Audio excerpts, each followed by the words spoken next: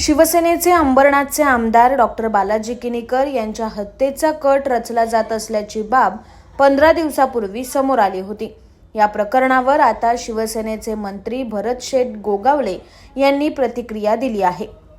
जे चांगलं काम करतात त्यांच्याच मागे लोक लागतात, जो चांगलं काम करत असतो ते काही लोकांना बघवत नाही, असं मंत्री भरत शेठ गोगावले म्हणाले।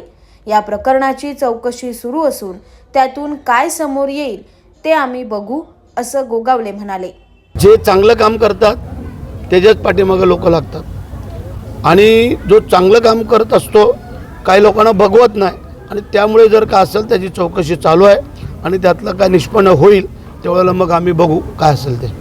आमदार डॉक्टर बालाजी किनीकर यांच्या हत्येचा कट रचला जात असल्याची माहिती किनीकर यांना मिळाल्यानंतर त्यांनी पोलिसांकडे तक्रार केली होती। मात्र पोलिसांनी आम्हाला याची माहिती आधीच असल्याचं सांगत 15 दिवसापासून आमचं यावर लक्ष असल्याची माहिती किनीकर यांना दिली होती। मात्र या सगळ्यालाही आता 15 दिवस उलटून गेले असून पोलिसांकडून मात्र अद्याप गुन्हा दाखल झालेला नाही। आता पोलिसांचा तपास कधी पूर्ण होतो आणि त्यातून काय समोर येतं याकडे शिवसैनिकांचं लक्ष लागलंय।